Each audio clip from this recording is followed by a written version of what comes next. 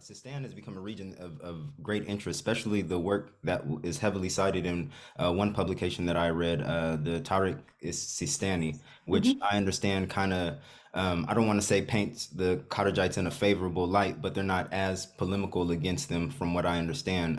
Roxana is the one who brought it to my attention, so maybe she knows a little bit more about that book than I do, but the gist of it that I get is that it seems to kind of paint the Kharijites a little bit differently than what you might find in other sources. So I would be interested to find that book and see what it's all about. Uh, Definitely. I would say actually that it does depict them in a favorable way.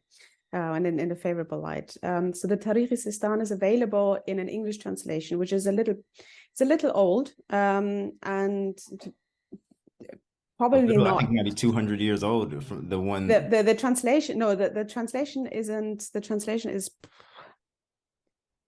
I think, well, it's 20th century.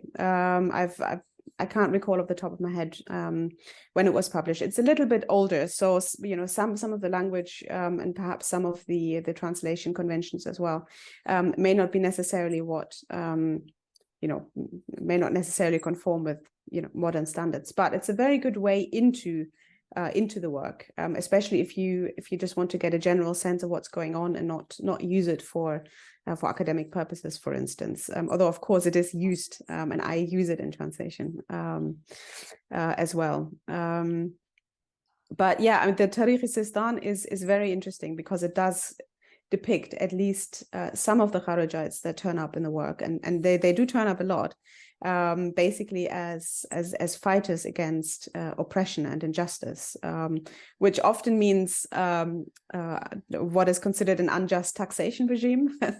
Not much has changed, I would say, over the years. Right.